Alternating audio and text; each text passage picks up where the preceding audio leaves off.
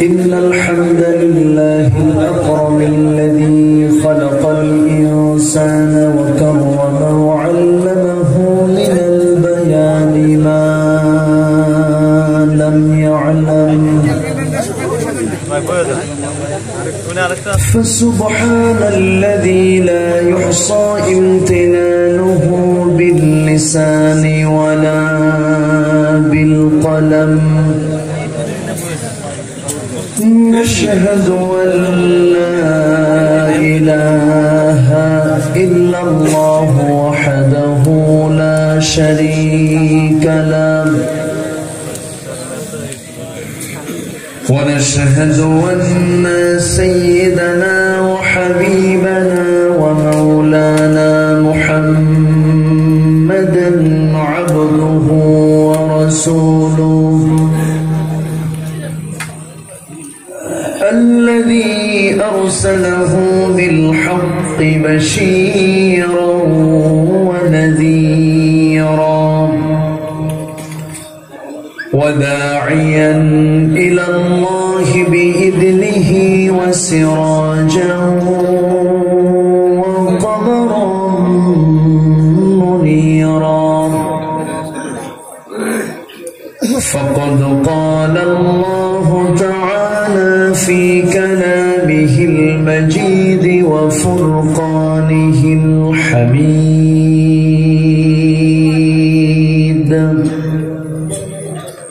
أعوذ بالله من الشيطان الرجيم.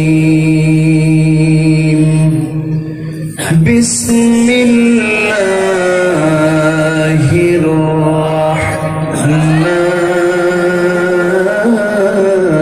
الرحيم.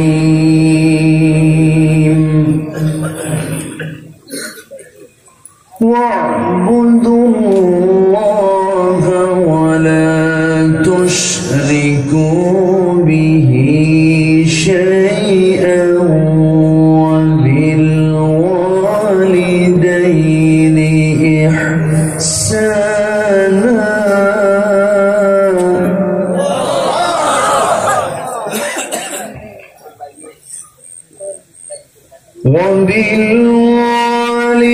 وبالوالدين إحسانا وبذي القربى واليتامى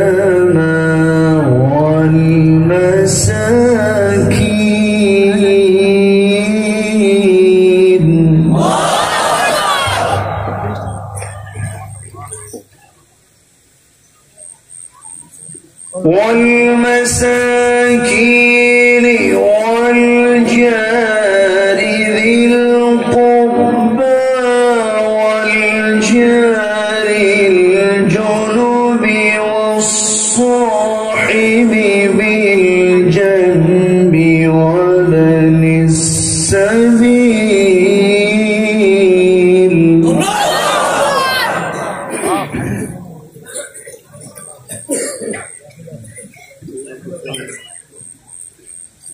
وما ملكت أيمانكم إن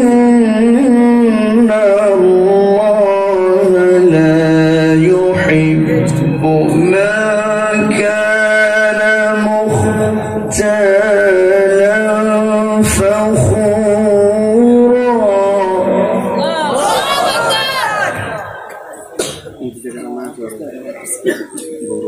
الله أكبر. بسم الله الرحمن الرحيم.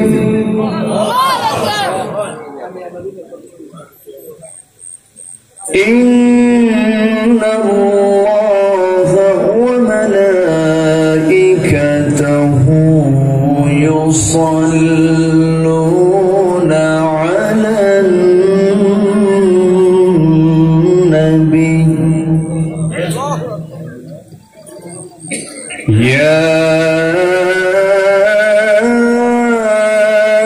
أيها الذين آمنوا صلوا عليه وسلموا تسليما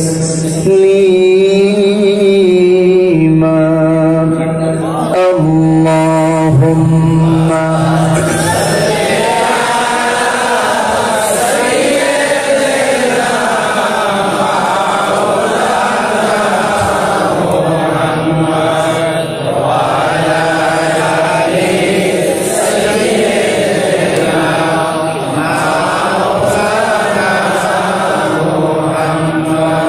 একটু মহব্বত দিয়ে নবীর প্রেমে মাতোয়ারা হয়ে জবান খুলে উচ্চ আওয়াজে সবাই বলুন আল্লাহুম্মা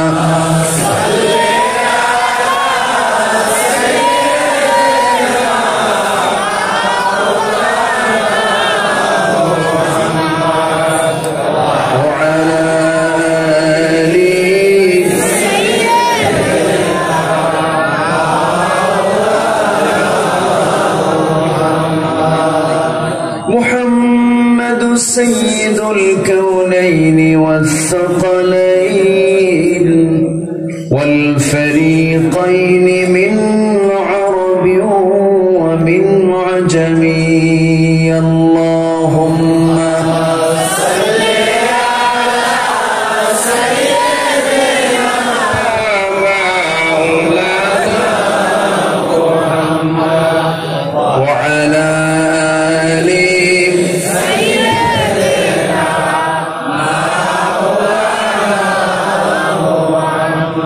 সবাই বলুন বালাগাল উলা বিকামালিহি কাশাফাত তুজা বিজামালিহি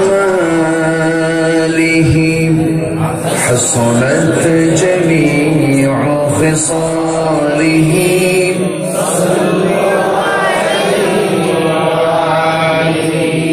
সূরাত ইউসুফ বিদারি حكمة لقمان إمام قارئ قرآن باري يهدي لسان من إمام بلغ العلا بكماله كشف الدجى بجماله حسنت جميع خصاله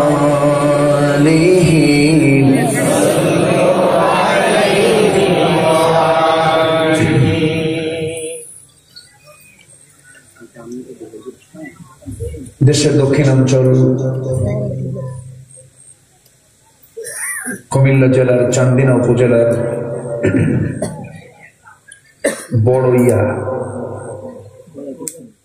বড়ইয়া কৃষ্ণপুর ইসলামী যুব সমাজ কল্যাণ ফাউন্ডেশন মাহফিল ইন্তেজামি কমিটি কর্তৃক আয়োজিত সপ্তম বার্ষিকী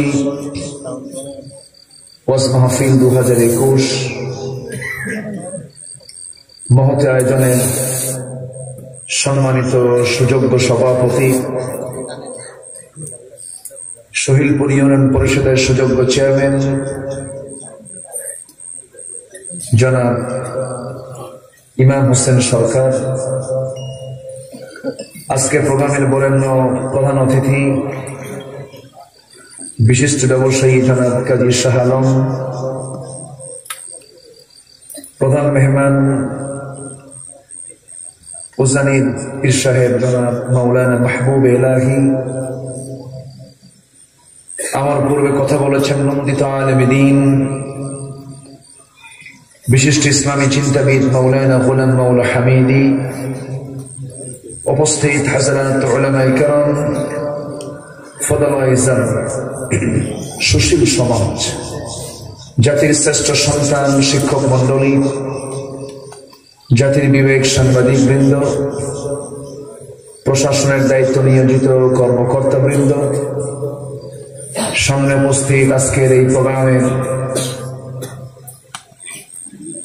প্রধান আকর্ষণ, যাদেরকে নিয়ে আজকের এই সাজানো একটি বাগান, তাওহীদের পতাকাবাহী, কালেমার ঝান্ডাবাহী, দ্বীন ইসলামের নরসারদুল বীর মুজাহিদ, প্রাণ প্রিয় সম্মানিত দ্বীনী ভাইরা, আড়ালে বসে আছেন শ্রদ্ধেয়া সম্মানিতা মা বোনেরা। আলোচনার সূচনায় আনুষ্ঠানিকতার মধ্য দিয়ে আমার পক্ষ থেকে আবারও দিল খোলা সালাম, আসসালামু আলাইকুম ওয়া রাহমাতুল্লাহি তাআলা ওয়া বারাকাতুহু। সবাই কেমন আছেন? আমাকে প্রশ্ন করলেন, এটা তো হৃদয়ের টানে, ভালোবাসার বহিঃপ্রকাশ। তো আপনি ভালো, আমি কি খারাপ থাকবো নাকি? হৃদয়ের টান যেহেতু আছে, তা আপনিও ভালো, আমিও ভালো। যিনি আমাকে আপনাকে সুস্থ রেখে, সবল রেখে, অসংখ্য লোকের মাঝ থেকে বাছাই করে নির্বাচিত করে এমন একটি সুন্দর আয়োজনে জান্নাতের টুকরায় আসার বসার তৌফিক দিয়েছেন, সেই মহান রবের শানে আমরা সবাই লাখ কোটি সাজুদ শুকর আদায় করি। মুহাব্বাতান জোরালো কণ্ঠে বলে উঠছি আলহামদুলিল্লাহ। সবাই বলছে আল্লাহুম্মা ইন্নী আসআলুকা আল হুদা ওয়াত তুকা ওয়াল আফাফা ওয়াল গিনা। সবাই বলি আল্লাহুম্মা লাকা আসলামতু ওয়া বিকা আমানতু ওয়া আলাইকা তাওয়াক্কালতু ওয়া ইলাইকা আনাবতু ওয়া বিকা খাসামতু। আমরা আল্লাহ তাআলা শুকর আদায় করে নিলাম। সম্মানিত হাজিরিন, আমি আলোচনার সূচনায় মহাগ্রন্থ, একমাত্র গ্রন্থ, আল্লাহর পক্ষ থেকে নাজিল হওয়া আসমানি কিতাব,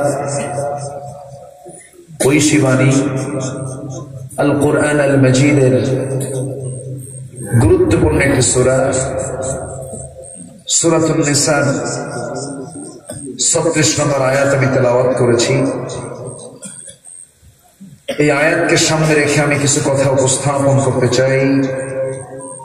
আল্লাহ রাব্বুল আলামিন সকলকে আমলের নিয়তে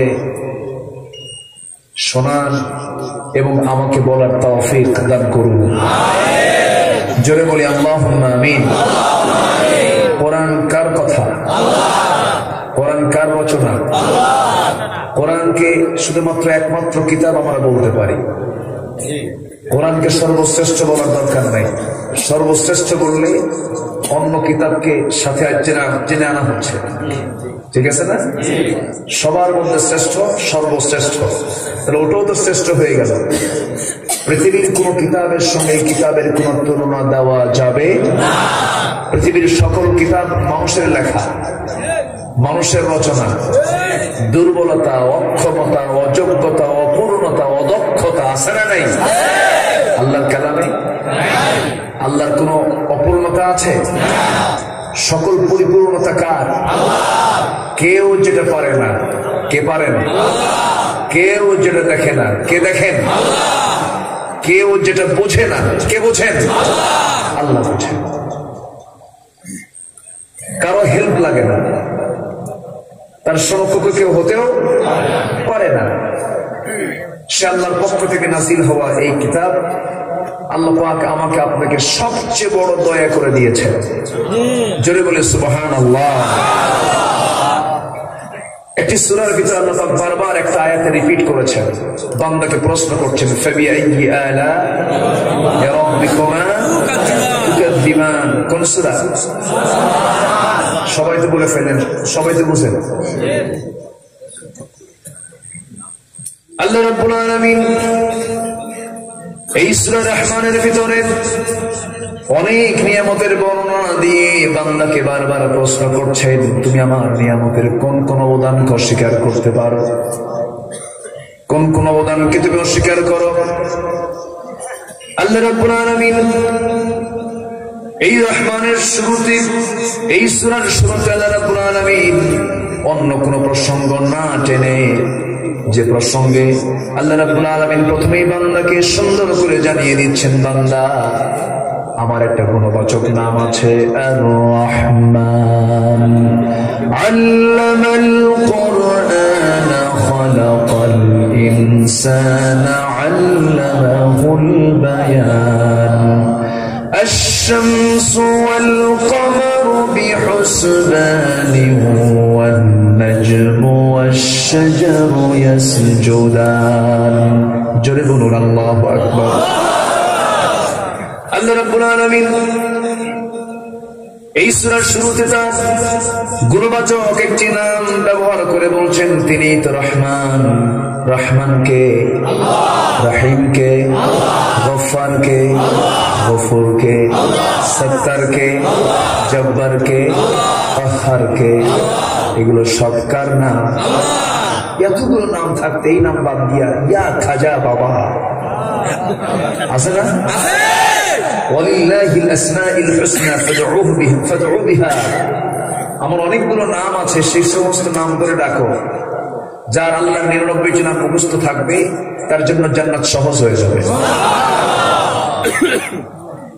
এত নাম মুখস্থ করি আমরা, আল্লাহর নামগুলো আমরা মুখস্থ করে নেব। জোরে বলি ইনশাআল্লাহ। মেহনত করলে, চেষ্টা করলে হবে না? অবশ্যই হবে। রহমান শব্দটা রেহেম থেকে এসেছে।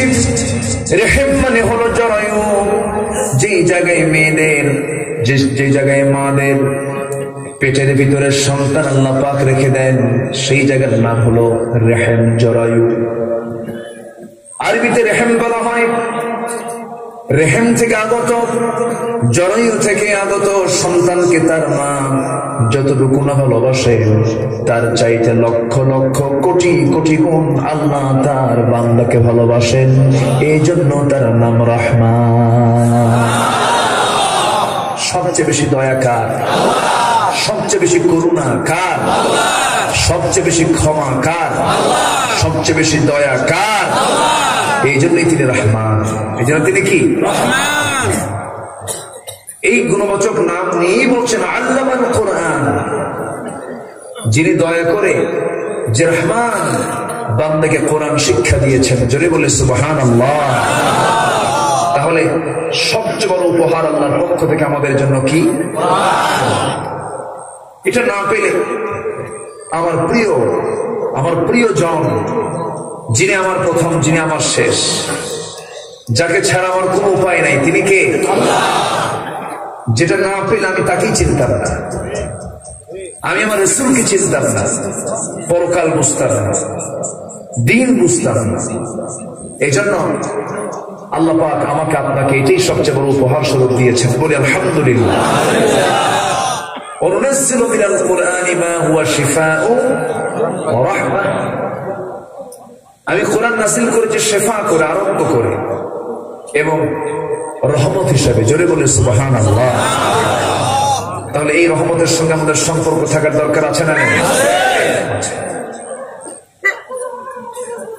গোটা পৃথিবীর সবচেয়ে বড় গণতান্ত্রিক একটি রাষ্ট্র আমার পার্শ্ববর্তী দেশ ভারত। সবাই চিনেন তো? ওই দেশে হিন্দু বেশি না মুসলিম বেশি? হিন্দু বেশি। হিন্দু সংখ্যাগরিষ্ঠ একটি দেশ ভারত, বিশ্বের সবচেয়ে বড় গণতান্ত্রিক একটি রাষ্ট্র। সেই দেশের কোর্টে একজন শিয়াপন্থী, হিন্দু মার্কাই বলবো, শিয়াপন্থী একজন কোর্টে রিট করেছে কোরআন থেকে নাকি 26টা আয়াত এটাকে সরায় দিতে হবে। যেরকম নাউযুবিল্লাহ, যে রিট করেছে এবং যেটা এটা যে আমলে নিয়েছে কোর্টে, এই দুইটার সাথে ইসলামের কোন সম্পর্ক আছে? আসতে বলবেন না আছে। এটা কেন করা হচ্ছে জানেন? এটি একটি নতুন একটা নাটক তারা খেলতে চাচ্ছে। তারা চাচ্ছে যে মুসলিম আমল উত্তপ্ত হয়ে উঠুক, এর মধ্য দিয়ে একটা কিছু হোক। সম্মানিত ভাইয়েরা, 26টা আয়াত কেন? একটি হরফও তো নড়াচড়া করার কোন সুযোগ পৃথিবীর মানুষের নাই, ঠিক কিনা? এটা কি কেউ লিখেছে? পৃথিবীর কেউ লেখা, কারো লেখা এটা? অতএব ভারত সরকারের উচিত ছিল এই জাতীয় রিট কোর্ট আমলেই না নেওয়া, কিন্তু ভারতের ইতিহাস তো ভালো না। 1947 সাল থেকে নিয়ে 2021 সাল পর্যন্ত এ পর্যন্ত সাম্প্রদায়িক দাঙ্গা হয়েছে প্রায় 14,000 বার। মুসলমানদের ইতিহাস মন্দির ভাঙ্গার ইতিহাস নয়, কিন্তু হিন্দুদের ইতিহাসে মসজিদ ভাঙ্গার ইতিহাস আছে না নাই? আচ্ছা, আমি উস্কানিমূলক কোনো কথা বলতে আসিনি, আবার ভাববেন আমি হিন্দুদের বিরুদ্ধে বক্তব্য দিতে আসছি। আমার দেশের হিন্দু ভাইয়েরা আমাদের দেশের জামাই আদরে থাকে, আলহামদুলিল্লাহ। আমার দেশের হিন্দু ভাইয়েরা, আমার হিন্দু ভাইদেরকে আমরা পাহারা দিই, তাদের মন্দির পাহারা দেওয়ার দায়িত্ব আমাদের, ঠিক কিনা? এটা ইসলাম বলে দিয়েছে। কিন্তু আমার আল্লাহর কালাম এটা নিয়ে ষড়যন্ত্র করবা, জিব্বা টেনে ছিড়ব আমরা। কারা কারা হাত?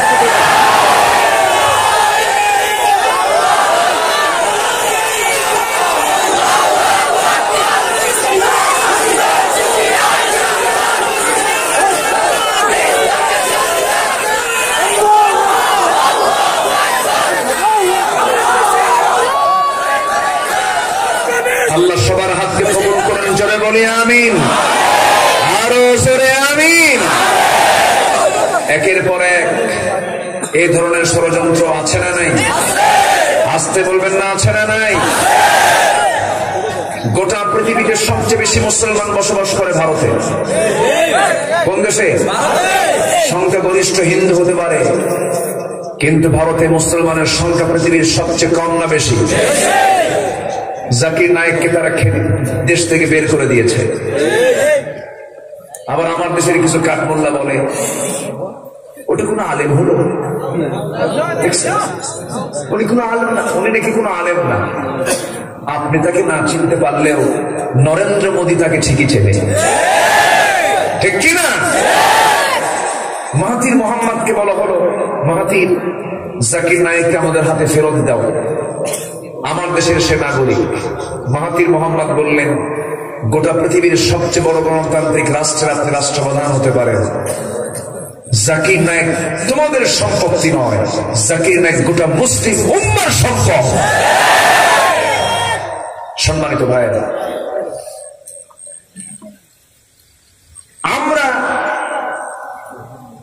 আমরা জাকির নায়েককে না চিনলেও নরেন্দ্র মোদী জাকির নায়েককে ঠিকই চেনে, ঠিক কিনা?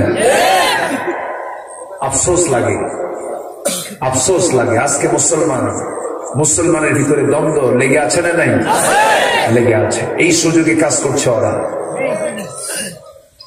আমাদের কোরআন এক, আল্লাহ এক, রাসূল এক, জীবন বিধান এক, কিন্তু আমরা আজ একটা প্ল্যাটফর্মে আসতে পারছি না। এই ব্যর্থতা কেটে ওঠার দরকার আমাদের আছে না নাই? সম্মানিত ভাইয়েরা, দাঁড়িয়ে রাখা কি? কে বলছে? দাঁড়িয়ে রাখা কি ওয়াজিব? বলেন, দাঁড়িয়ে রাখা কি ওয়াজিব? দাঁড়িয়ে রাখার হাল এটা, দাঁড়িয়ে রাখতে হবে, এটা ওয়াজিব। এটা কাটলে গুনাহে কবিরা হবে, মারাত্মক। কিন্তু গোটা পৃথিবীর সমস্ত উলামায়ে ক্ষেত্রে একমত, দাড়ি রাখা ওয়াজিব। দাড়ি রাখা কি ওয়াজিব। এনজিও গুলো আমার দেশে আছে, নন গভর্নমেন্ট অর্গানাইজেশন যেগুলো আছে, এর মধ্যে একটি অর্গানাইজেশন আছে হলো ব্রাক। দেশের রাস্তা নষ্ট করেছে ট্রাক, আর নারী নষ্ট করেছে ব্রাক, ঠিক কিনা? এই ব্রাকেরই একটি শাখা হলো আড়ং। এই আড়ঙে চাকরি করতে গেলে দাড়ি রাখলে চাকরি হবে না। মুসলিম দেশে এগুলো মানায় না, মুসলিম দেশে এগুলো মানায় না। গোটা পৃথিবীর সেরা মডেল হচ্ছেন মুহাম্মদ সাল্লাল্লাহু আলাইহি ওয়াসাল্লাম। আমার নবী কি দাড়ি ছাড়া না দাড়িওয়ালা? তুমি দাঁড়িয়ে রাখতে পারো না, তো দাড়ির বিরুদ্ধে আবার কথা বলো কেন? তুমি দাঁড়িয়ে রাখো নাই, ভালো কথা, চুপ থাকো। কিন্তু দাড়িকে তুমি খাটো চোখে দেখবে, দাড়িকে তুমি ইনকার করবে, দাড়ির জন্য চাকরি হবে না, এই জাতীয় সিদ্ধান্ত যারা নেয়, আমি মনে করি ওদের রক্তের মধ্যে ফিরআউন হামানদের রক্ত লুকানো আছে। কষ্ট পাচ্ছেন? ওদের জানাজা দাড়ি ছাড়াই পড়াক, ওদের জানাজা যে পড়াবে হুজুর হলে তো দাড়ি আছে, ঠিক আছে না? এদেশে আলেম ওলামা মানে কি দাড়িওয়ালা না দাড়ি ছাড়া? দাড়িওয়ালা। যারা নামাজ পড়ে না ওদের দিয়ে জানাজা পড়াক। কষ্ট পাচ্ছেন আপনারা? এগুলো কথা কি বলার প্রয়োজন আছে না? আল্লাহর কালাম নিয়ে কথা বলে, ওরা জানে, ওরা সবই বোঝে, বুঝবে না কেন জানে। গোটা পৃথিবীর সবচেয়ে বড় লাইব্রেরি ইউরোপে, ইংল্যান্ডে যতগুলো বই আছে সেই বইয়ের তালিকার 1 নম্বর তালিকায় স্থান পেয়েছে কোরআন। আমেরিকার নাসার যতগুলো গবেষণার বই আছে এর মধ্যে 1 নম্বর তালিকায় স্থান পেয়েছে কোরআন। আকাশের সূর্য কে বানিয়েছেন? চাঁদ কে বানিয়েছেন? সূর্য কিভাবে চলে, চাঁদ কিভাবে চলে, কোরআনে আছে না নাই? কোরআনটা কার? সৌরজগতের কথা যদি কোরআনে থাকে, তাহলে নাসায় কি মহাকাশ গবেষণা কেন্দ্র, সেখানে কোরআন থাকবে না? থাকবে না? থাকবে। ওরা জানে, বোঝে যে পৃথিবীর সবকিছু ভেজাল হতে পারে, এর মধ্যে কোনো ভেজাল নাই। যেরকম সুবহানাল্লাহ। সূর্যের আলোতে ভেজাল আছে? হ্যাঁ, সূর্যের আলোতে কোনো ভেজাল আছে না? আলো মাঝে মাঝে ভেজা ভেজা মনে হয়। হ্যাঁ, আকাশে কোথাও ফুটা আছে? আমার বন্ধুগণ, এই কোরআন নিয়ে কিয়ামত পর্যন্ত গবেষণা হবে, কিয়ামত পর্যন্ত চিন্তা ফিকির হবে, গবেষণা চলবে, ফিকির চলবে। এর রহস্য উদ্ঘাটন করতে পারবে না, এর ব্যাখ্যা লেখা শেষ হবে না। এর প্রতিটি হরফ নিয়ে, এর প্রতিটি শব্দ নিয়ে, এর প্রতিটি বাক্য নিয়ে গবেষণা চলতেই থাকবে, শেষ করা যাবে না।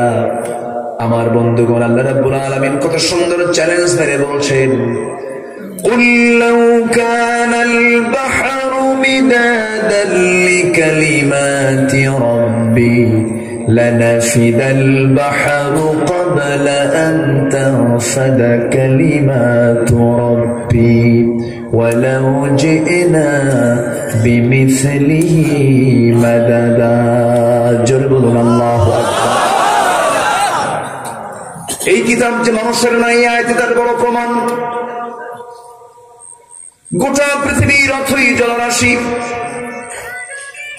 সমস্ত জলরাশিকে যদি কালি বানানো হয়, আর গোটা পৃথিবীর সমস্ত গাছ গাছালি যদি কলম বানিয়ে দেওয়া হয়, পানিরূপী কালিগুলো লিখতে লিখতে সব নিঃশেষ হয়ে যাবে, কলমগুলো ভোঁতরা হয়ে যাবে, কিন্তু আমার রবের কালিমা, কোরআনের কালিমার ব্যাখ্যা লেখা কোনোদিন শেষ করা যাবে না। যেরকম সুবহানাল্লাহ।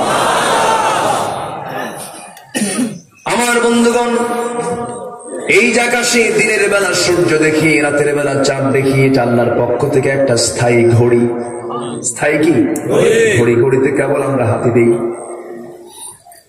এই সূর্যের আলো আল্লাহ রাব্বুল আলামিন বান্দার জন্য একটা ঘড়ি বানিয়ে দিয়েছেন, আবার রাতের জন্য চাঁদ দিয়েছেন, লিতাহতাদু, যেন তোমরা পথ চিনতে পারো। সমুদ্র পথে চলতেছো, তুমি নৌযান নিয়ে চলতেছো, চাঁদ তোমাকে বলে দিচ্ছে কোন পথে যেতে হবে, কোন দিকে যেতে হবে। স্থায়ী ঘড়ি বানায় দিয়েছেন। আকাশের সূর্যকে আল্লাহ রাব্বুল আলামিন প্রদীপ্ত করে আলোকিত করে দিয়েছেন, আবার চাঁদটাকেও তিনি আলোকিত করেছেন। তবে চাঁদের নিজস্ব কোন আলো নাই, অন্যের আলোতে সে আলোকিত হয়ে যায়। চাঁদের যে নিজস্ব কোন আলো নাই, এই তথ্য আমরা সারা জীবন পড়েছি, যারা ছাত্র বিজ্ঞান বইয়ে পড়েছি, তাদের নিজস্ব কোনো আলো নাই। বিজ্ঞান এটা প্রমাণ করেছে, ওরা বলে বিজ্ঞান প্রমাণ করেছে, অথচ বিজ্ঞানের এই থিওরি 50-100 বছরে 1500 বছর আগে আল্লাহ রাব্বুল আলামিন জানালেন, তাবারাকাল্লাযী জাআলা ফিস সামাই বুরুজান ওয়া জাআলা ফীহা সিরাজান ওয়া কমারান মুনীরা ওয়া হুয়াল্লাযী خلق الليل والنهار خلفة لمن أراد أو يذكر أو أراد شكورا জোরে বলি আল্লাহু আকবার। তিনি সেই মহান সত্তা যিনি আকাশে গ্রহরাজি সৃষ্টি করেছেন, প্রদীপ্ত আলো সূর্য তিনি বানিয়েছেন, আর ওয়া কমারান মুনীরা আলো বিকিরণকারী চাঁদ বানিয়েছেন, মানে চাঁদের নিজস্ব কোনো আলো নাই। এই তথ্য বিজ্ঞান প্রমাণ করেছে 50-100 বছরের ভিতরে, আর কোরআন এই তথ্য দিয়েছে 1500 বছর আগে। একটু আস্তে কম সুবহানাল্লাহ। সেই কিতাবের ভুল ধরতে আসে।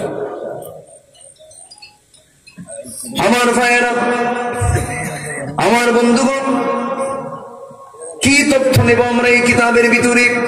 সব তথ্য আল্লাহ রাব্বুল আলামিন একটা একটা করে বলে দিয়েছেন, কোনটাই বাদ দেন নাই তিনি। কোন দিকের তথ্য আপনি চান? আকাশ জগৎ নিয়ে কথা, সমুদ্রের পানি আল্লাহ রাব্বুল আলামিন, দরিয়ার পানি দুই রকম করে আল্লাহ রাব্বুল আলামিন প্রবাহিত করেছেন। মারাজাল বাহরাইনি ইয়ালতাকিয়ান বাইনাহুমা বারযাখুন লা ইয়াবগিয়ান ফাবিআইয়ি আলা'i রাব্বিকুমা তুকাযযিবান। দরিয়ার পানিকে দুই রকম করেছেন, একটা করেছেন লোনা, আরেকটা করেছেন মিঠা। মিঠার সঙ্গে লোনা মেলে না, লোনার সঙ্গে মিঠা মেলে না, তবে ম্যাক্সিমাম পানিকে আল্লাহ রাব্বুল আলামিন লবণ করে রেখে দিয়েছেন। লবণ করে আল্লাহ পাক এটাকে প্রসেস করেছেন। কেন?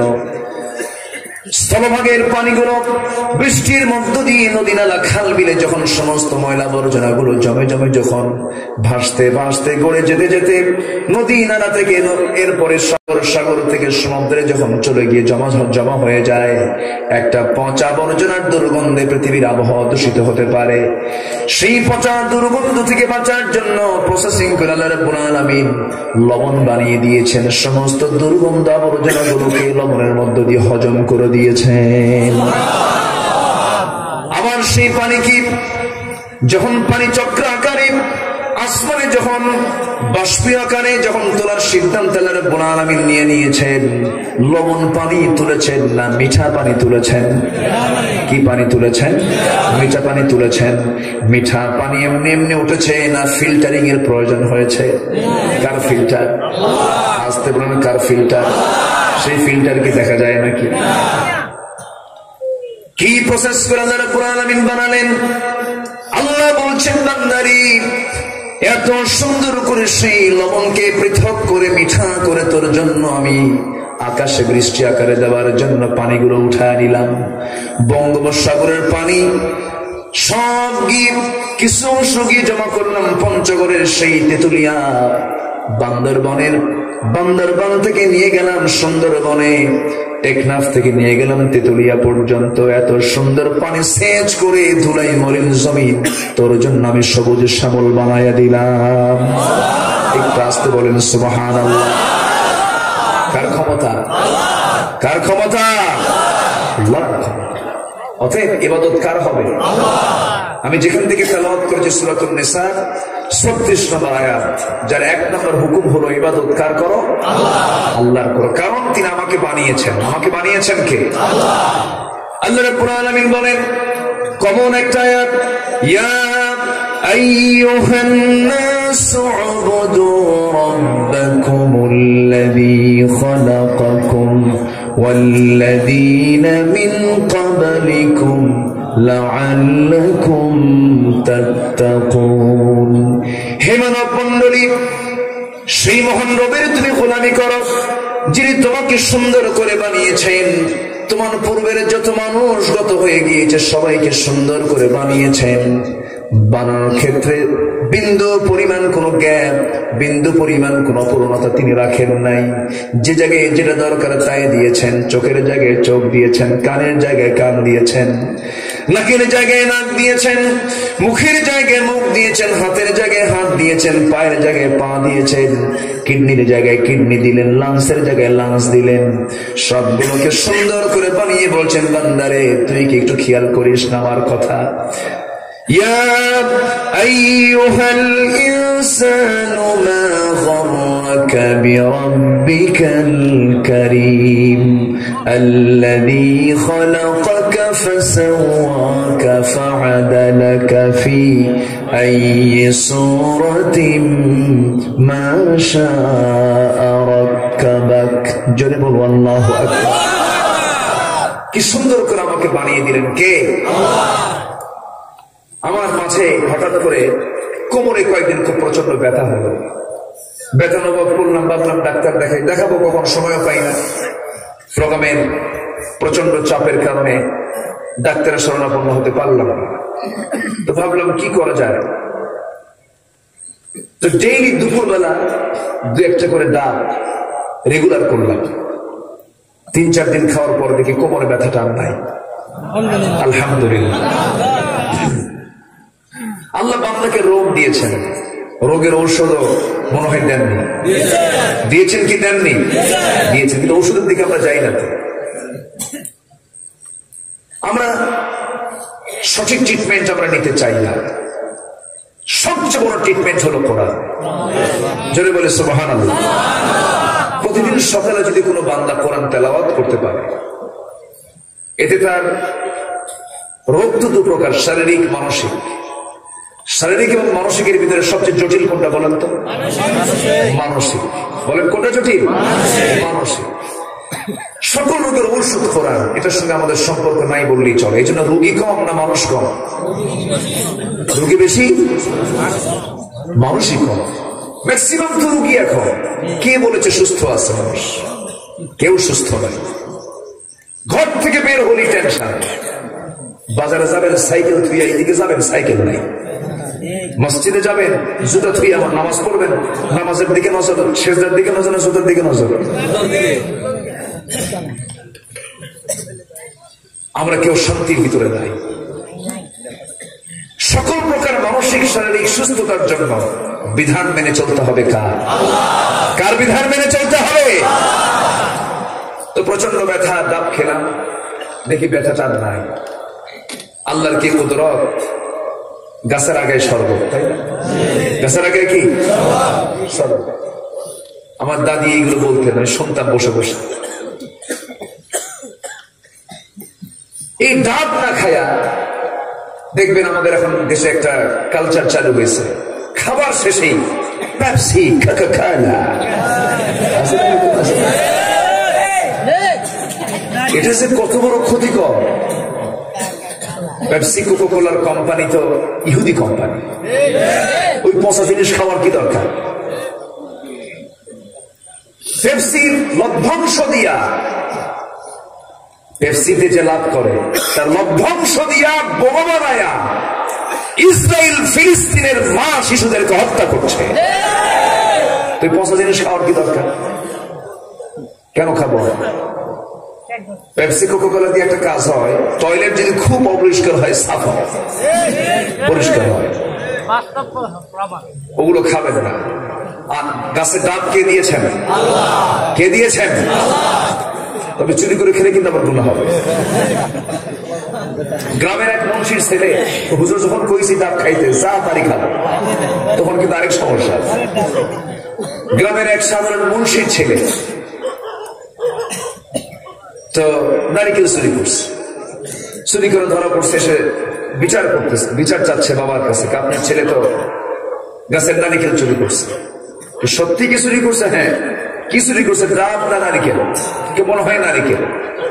এখন জবাবে বলতেছে, যদি হয় ঝুনা হবে না কোনো গুনাহ, আর যদি হতো ডাব হতো মহাপাপ। কি কথা কি বুঝতেছেন? নিজের সুবিধা মতো নিজের হাতে আইন করে নেয়, এমন স্বৈরাচারী আমার দেশে আছে না নাই? আসতে বলবেন না, আছে না নাই? আইন যদি তার নিজস্ব গতিতে চলতো, যারা বউ ভাগায় নিয়ে এসে, অন্যের বউ ভাগায় নিয়ে এসে নিজের ঘরে তুলে তাদের বিচার হতো, ঠিক কিনা? বলবেন কথা কাকে? এগুলো শোনার তো লোক নাই, আপনি কাকে পরামর্শ দিবেন? কোরআনের মঞ্চে একজন মুফাসসির কোরআন থেকে কথা বলেন, মাইক চাপ দেয়। এই দুঃসাহস, এই বেয়াদবি কে শিখিয়েছে তোদেরকে? আছে না নাই? সঠিক আইন যদি থাকতো তাহলে কি এই চিত্র আমরা দেখতে পাই? আজকে আমরা কত সুন্দর চেয়ারম্যান সাহেবকে পেয়েছি। আপনার আলহামদুলিল্লাহ বলো, জোরে বলে আলহামদুলিল্লাহ। আমাকে চিনেন তো সবাই? খুব ভালো মানুষ, খুব ভদ্র মনে হচ্ছে আমার কাছে, আলহামদুলিল্লাহ। প্রতিটি মাহফিলের ব্যাপারে উনি আন্তরিক। যিনি কোরআনের ব্যাপারে আন্তরিক, আল্লাহ তাকে জান্নাত দিতেও খুব খুশি হয়ে যাবে। আল্লাহ তুমি তাকে কোরআনওয়ালা বানাও, দ্বীনের খাদেম বানাও, বাকি জীবন কোরআনের পক্ষে হক পথে টিকে থাকার তৌফিক দিয়ে দাও। সম্মানিত ভাইয়েরা, কষ্ট পাচ্ছেন? আলোচনা চালাবো? চলো, জেনে বলি ইনশাআল্লাহ। কথায় তো কথা বলে, কোন দিকের কথা কোন দিকে চলে যায়, লাইনে আসি আবার। তো এই যে ব্যথাটা হলো, ব্যথার কারণ হচ্ছে পেশাবে যখন ইনফেকশন হয়, ইউরিন প্রবলেম হয়, কোষ্ঠকাঠিন্য হয়, তখন ডাবটা খেলে ভালো হয়। আর ডাব কিডনিকে গোসল করায় দেয়। কিডনিকে কি করে দেয়? গোসল করায় দেয়, এটাকে পরিষ্কার করে দেয়। এটা আল্লাহর দেওয়া মেডিসিন। আল্লাহু আকবার। আল্লাহ পাক এটা আবার এমন জাতীয় একটা খাবার দিয়েছেন, এর মধ্যে নারিকেল। ডাব এবং নারিকেলের মাঝে মাঝে ওটা একটা খাবার। সেন্ট মার্টিনে চলে যাবেন, নারিকেল জিঞ্জিরা, অথবা মালদ্বীপে যাবেন, যেখানে শুধু নদীর বিভিন্ন দ্বীপে দ্বীপে শুধু ডাব গাছ, নারিকেল গাছ। ওখানে সে কোনো খাবার পাচ্ছেন না, নারিকেল একটা পারবেন, ওর মধ্যে রুটিও আছে, পানিও আছে। আলহামদুলিল্লাহ বলবেন না? রুটিও আছে, পানিও আছে, দুটোই হয়ে যায়, খাওয়া হয়, পানও হয়।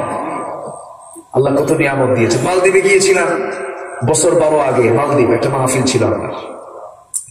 তো একটা হোটেলের ভিতরে ঢুকলাম, 5 স্টার একটা হোটেল, আমাকে নেওয়া হলো, বসলাম। দেখি যে এক বয় এসে ডাব দিয়ে বলে, please drink it, it's fully natural water, কোথাও পাবেন না, এখানেই পাবেন শুধু এই ডাব গাছ, এই ডাব। তো মনে মনে কই, এখন সামনে তো বললে লজ্জা পাবে, মনে মনে বললাম যে আমার বাড়ির আগেও আছে, পিছুও আছে, আমার দেশে অ্যাভেলেবল। আলহামদুলিল্লাহ বলেন। সবার বাড়িতে ডাবের গাছ আছে না? বরকত, এটা ফ্রেশ পানি, এটা। সম্মানিত ভাইয়েরা, কিডনি যে কত মূল্যবান জিনিস, কত যে গুরুত্বপূর্ণ জিনিস কিডনি। কিডনির ওজন মাত্র 200 গ্রাম। কয়শো গ্রাম? 200 গ্রাম। আল্লাহ পাক কয়টা দিয়েছেন? কয়টা দিয়েছেন? দুইটা দিয়েছেন। প্রতিটি কিডনির ওজন হলো 200 গ্রাম। প্রতিদিন রক্ত সাকে হলো 150 লিটার করে।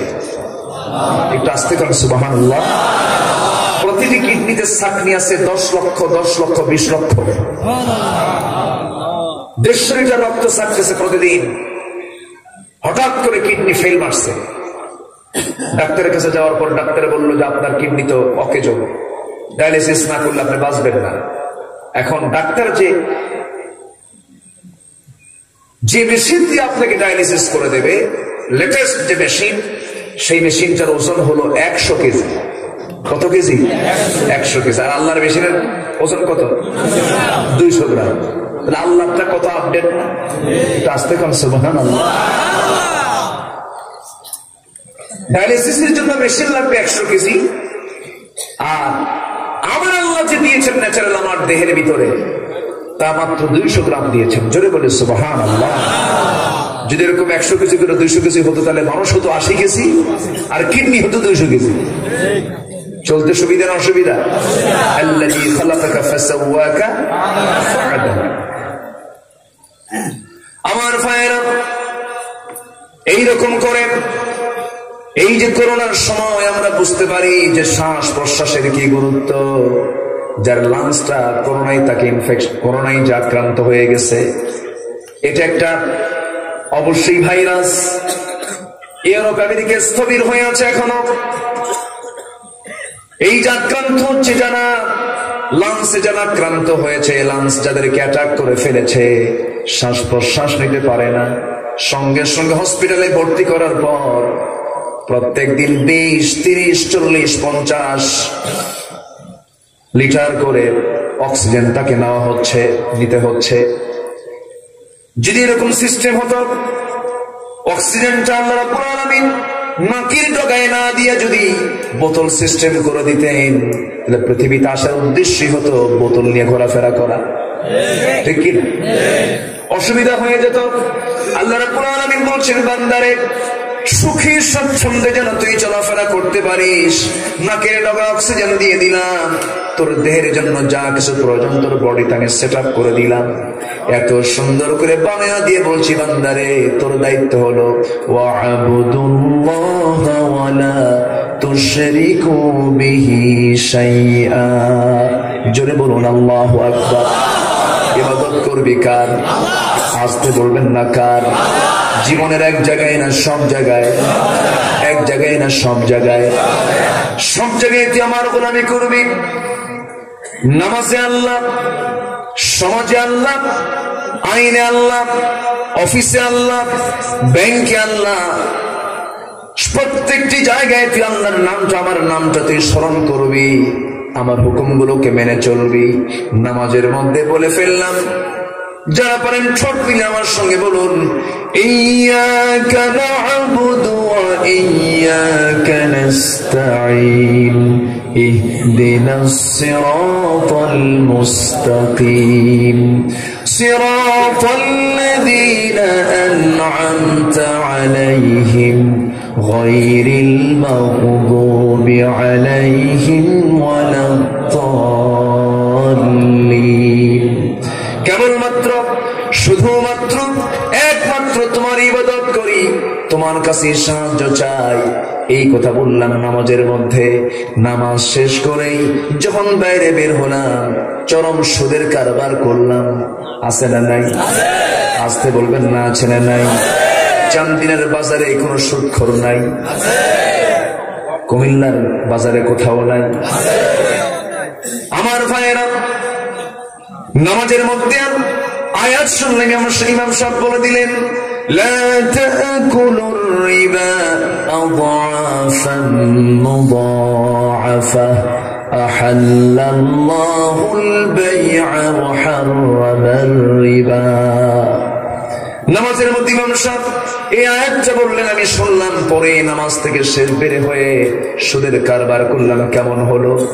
নামাজের মধ্যে শুনলাম, ইন্নামাল খামরু ওয়াল মাইসিরু ওয়াল আনসাবু ওয়াল আজলামু রিজসুম মিন আমালিশ শাইতান। মদ, জুয়া, এগুলো সবকিছু শয়তানের কাজ, এগুলো থেকে তোমরা নিজেকে গুটিয়ে রাখো। নামাজের মধ্যে পড়লাম, নামাজ থেকে বের হয়ে জুয়া কমিটির সদস্য হলাম, আছে না নাই? বলেন, আসতে বলবেন না, আছে না নাই? আমার দেশ রহস্য ঘেরা মানুষ, আমার দেশের মানুষগুলো যাত্রা কমিটির সভাপতি, আবার মাহফিল কমিটির সভাপতিও হয়, আছে না নাই? বলেন, মসজিদগুলোর কমিটির ভিতরে এখন মদখোর ঢুকছে, আছে না? মসজিদ কমিটির দায়িত্ব তো সবাই পালন করবে না। ইন্নামা ইয়া'মুরু মাসাজিদাল্লাহি মান আমানা বিল্লাহি ওয়াল ইয়াউমাল আখির। মসজিদের দায়িত্ব পালন করবে কারা কারা? মসজিদের দায়িত্ব পালন করবে সেই সমস্ত ব্যক্তি যারা ঈমান আনবে আল্লাহর উপরে, আখিরাতের উপরে, এবং নামাজ কায়েম করবে, এবং ওয়ালাম ইয়াখশা ইল্লাল্লাহ, এবং আল্লাহ ছাড়া কাউকে ভয় পাবে না। এই জাতীয় লোকরাই মসজিদের তত্ত্বাবধানে থাকবে। কিন্তু দুঃখজনক হলো সত্য, মসজিদ কমিটির অনেক সভাপতি 7 দিন নামাজের খবর নাই, শুক্রবারে জুমার নামাজের দিন আসে, তাছাড়া পথ থাকে না, আছে না নাই? আছে না নাই? আজকে দখল হতে হতে মসজিদ কমিটি শুদ্ধ দখল। কোথায় যাবেন আপনারা? কথা কি বলবো? কষ্ট হচ্ছে নাকি আপনাদের? বলি ইনশাআল্লাহ। কেউ যাবেন না? আমি আছি যতক্ষণ, আপনি ততক্ষণ থাকবেন? আচ্ছা, কে যায় একটু ধরবেন নাকি? খুব ভালো, বলি আলহামদুলিল্লাহ। জোরে বলি আলহামদুলিল্লাহ। নামাজে বললাম ইয়াকা না'বুদু ওয়া ইয়াকা নাস্তাঈন, ইবাদত করি আল্লাহ তোমার। আর বাইরে সেই ইসলামের আইল ঠেলি, বোনের সম্পত্তি মেরে খাওয়া ভাই আছে না নাই? আছে না নাই? মিথ্যা সাক্ষী আছে? মিথ্যা সাক্ষী আছে? আজকে তোমার মিথ্যা সাক্ষীর কারণে, তোমার মিথ্যা সাক্ষীর কারণে যদি কেউ মজলুম হয়ে অন্ধকার প্রকাশ্যে দিনাতিপাত করে, তোমার কারণে এই জুলুমের যদি শিকার হয়ে থাকে, তোমার এই মিথ্যা সাক্ষী তোমাকে জাহান্নামের দরজায় ঢুকায় দেবে, ঠিক কিনা? ইবাদত বলতে শুধু 5 ওয়াক্ত নামাজ বোঝায় না। ইবাদত বলতে বোঝাই হলো জীবনের সকল জায়গায় আমাকে হুকুম মেনে চলতে হবে। কার? আসতে বলবেন না, কার? আল্লাহর হুকুমকে মেনে চলতে হবে।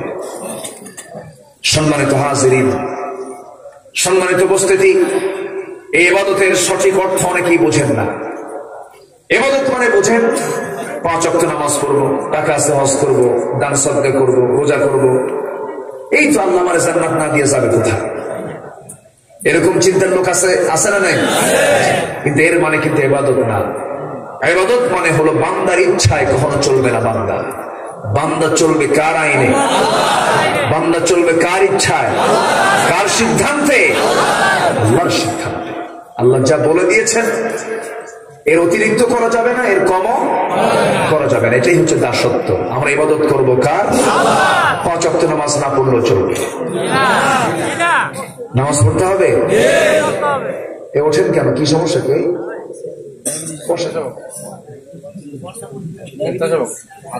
কি করবো? অনেক রাত হয়ে গেছে, আমি কি শেষ করে দেবো নাকি? এত চাপ খুঁজলে তো সমস্যা। এটা বসেন না, বিড়ি খাওয়া চাপও কিন্তু আছে, আছে না? আছে না? বিড়ি খাওয়া কি? বিড়ি খাওয়া কি বলেন তো, একটু ফতুয়া দেন। দেন ফতুয়া। বিড়ি খাওয়া কি? আমার দেশে সবাই তো মুফতি এখন, দেখেন না, সেই মুফতি লাগায় বসে আছে। আল্লাহর ধন রাসূলরে দিয়া দেখেন না মুফতি হয়ে বসে আছে। সবাই তো মুফতি এখন, সবাই ফতুয়া দেয়। এই জন্য বললাম আপনারা ফতুয়া দেন। কি বলি তো, বিড়ি খাওয়া কি বলেন? না আরাম? আরাম না হলে বিড়ি খায়? হারাম কই হলো? সজা হয়ে গেছে। বিড়ির ফতুয়া আমার দেশে 4 অঞ্চলে 4 রকম। রংপুরে বিড়ি খাওয়া হলো ওয়াজিব।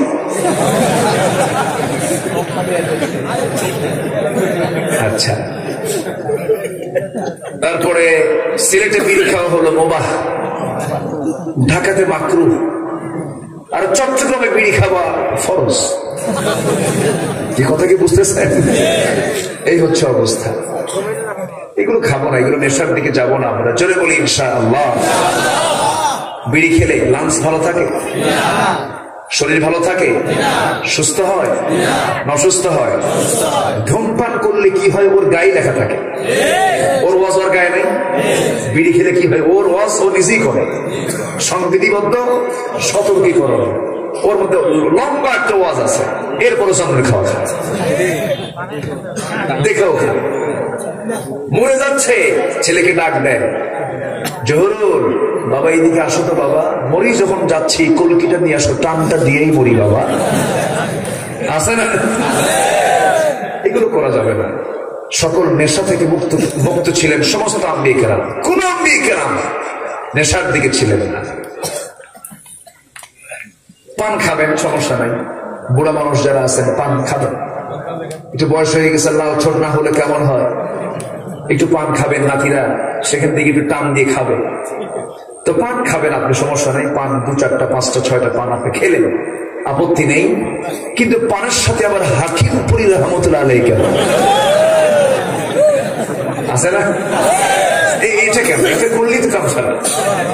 হাকিমপুরের মধ্যে যে গাছ, বীরের মধ্যেও যেটাই লাভ সেটাই লাভটা হলো কি?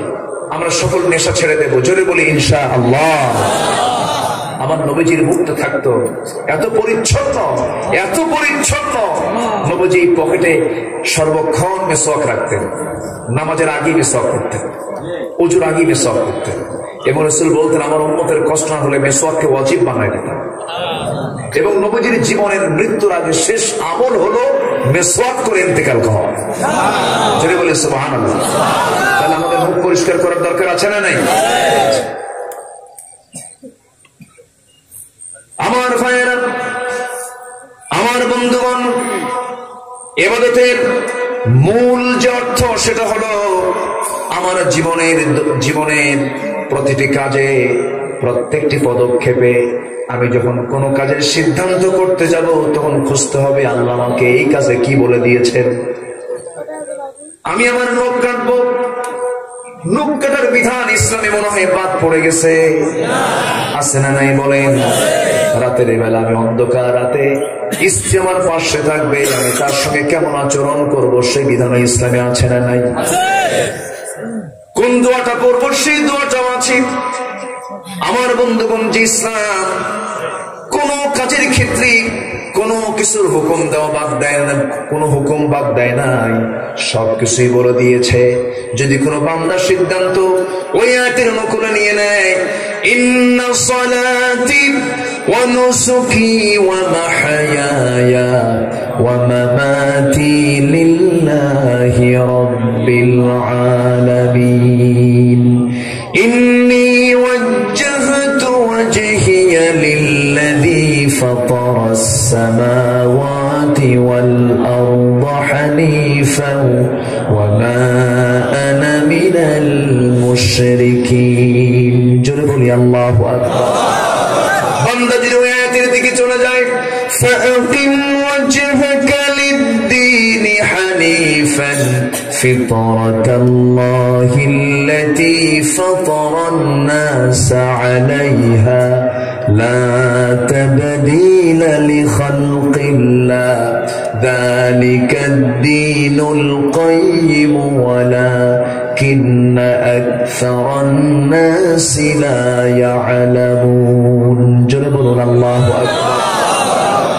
তুমি তোমার চেহারা আল্লাহমুখী করে নাও, দিনটাকে একমাত্র দিন হিসেবে গ্রহণ করে নাও, আল্লাহর হুকুমকে একমাত্র বিধান হিসেবে গ্রহণ করে নাও। তোমার জন্য জান্নাত অপেক্ষা করবে। আর মডেল বানিয়ে নাও একজন ব্যক্তিকে, তিনি হচ্ছেন নবিয়ুনা সাইয়্যিদুনা মুহাম্মদ সাল্লাল্লাহু আলাইহি ওয়াসাল্লামকে তোমার মডেল বানায় নাও। রাসূল দাড়িওয়ালা, আমিও দাড়িওয়ালা। রাসূল আমার দাড়িওয়ালা, আমিও দাড়িওয়ালা। রাসূল যেমন আমিও তেমন। রাসূল যেমন করে কথা বলেছেন আমি তেমন করে কথা বলবো।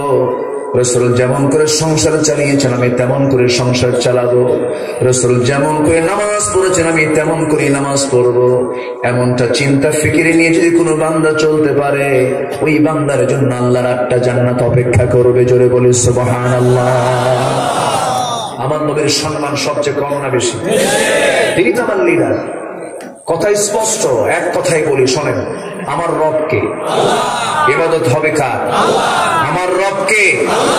আমার নেতাকে, আমার নেতাকে মুহাম্মদ সাল্লাল্লাহু। আমার দল কি? আরো জোরে, আরো জোরে, আরো জোরে। এই তিনটি বিষয়ের ভিতরে যদি কেউ নাক গলাতে আসে, গলা চিপে ধরবো আমরা। রাজি আছেন কারা কারা? হাত উঁচু করে দেখা।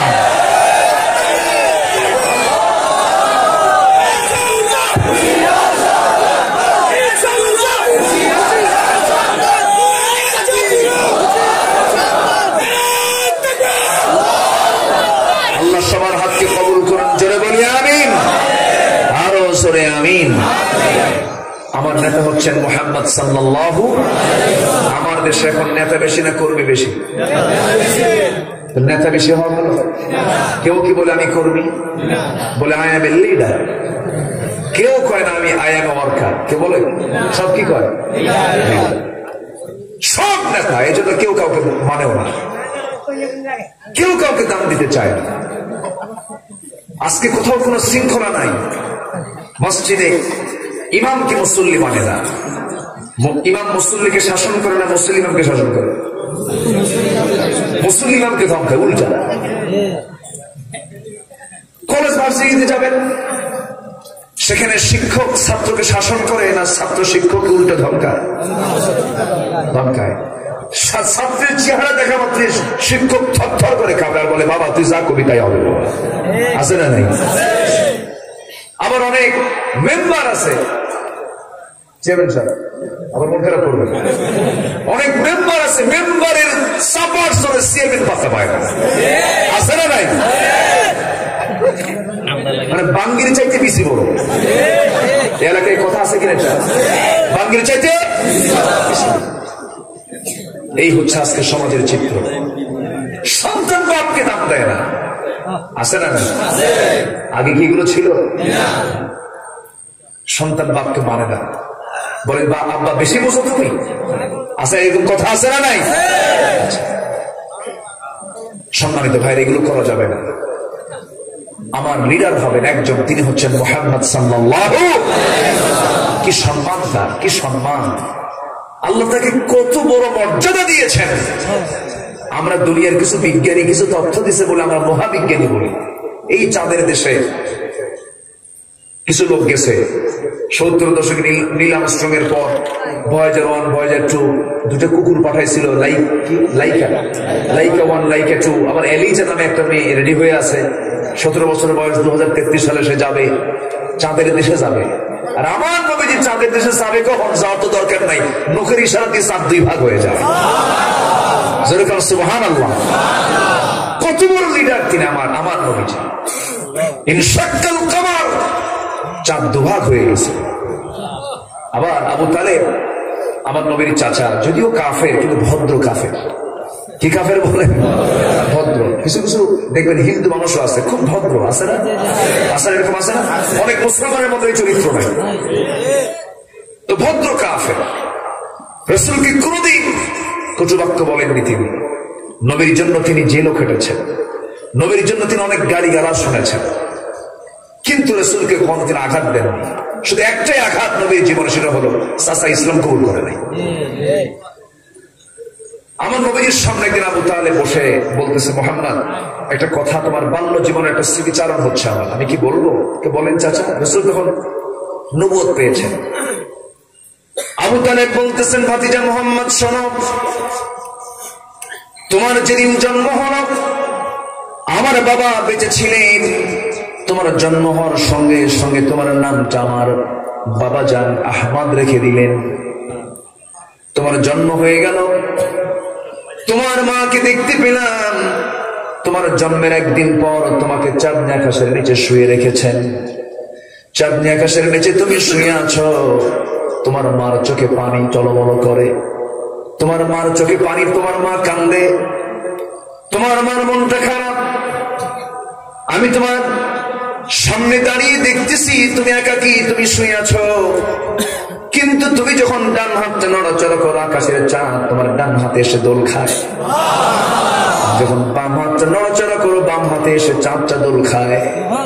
আর মুহাম্মদ শোনো, তুমি যখন ডান দিকে তাকাও বাম দিকের চাঁদটা ডান দিকে লাফ মেরে চলে যায়, আর যখন তুমি বাম দিকে তাকাও ডান দিকের চাঁদটা বাম দিকে চলে আসে। মুহাম্মদ এমনটা হলো কেন বলো তো? রাসূল বললেন, চাচা আপনি যা দেখেছেন সত্যি তাই দেখেছেন।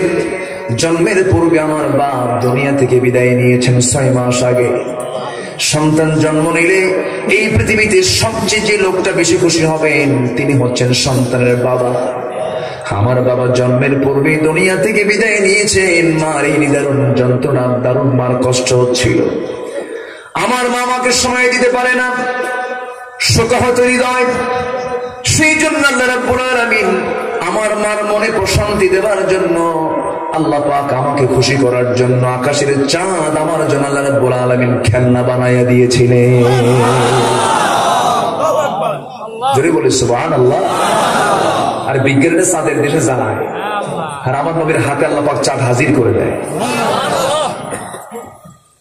মাত্রই চাঁদের দেশে যে কত তথ্য মহাবিজ্ঞানী Marconi, Faraday, James Watt, Copernicus, Einstein, Dalton, Galileo, কত বড় বিজ্ঞানী আছে না? কত বড় বিজ্ঞানী বানায় ফেলি। আর আল্লাহ রাসূলকে আল্লাহ রাব্বুল আলামিন প্রথম আসমান পার করে, চাঁদ তো এই পাড়া, চাঁদ কোন পাড়া? এই পাড়া বোঝেন তো নাকি? মানে এই যে আমরা বলি না যে তোমার বাড়ি ওই পাড়া, মহাকাশের দিকে তাকালেই চাঁদ হচ্ছে এই পাড়া, খুবই কাছাকাছি। আল্লাহ রাব্বুল আলামিন শুধু চাঁদে কেন, আমার রাসূলকে প্রথম আসমান, দ্বিতীয় আসমান, তৃতীয় আসমান, চতুর্থ আসমান, সপ্তম আসমান, সিদরাতুল মুনতাহা পেরিয়ে আরশ আজিমের মেহমান বানিয়েছেন। যদি বলি সুবহানাল্লাহ। তিনি আমার নেতা না হয়ে কে নেতা হবে? তিনি আমার আদর্শ না হয়ে কে আদর্শ হবে? সব নেতৃত্ব ছাড়ো, নবীর নেতৃত্ব ধরো মুসলমান, সব সংকট দূর হয়ে যাবে। ইবাদত করব কার? ইবাদত করব কার? আর মডেল হচ্ছেন মুহাম্মদ সাল্লাল্লাহু আলাইহি ওয়াসাল্লাম।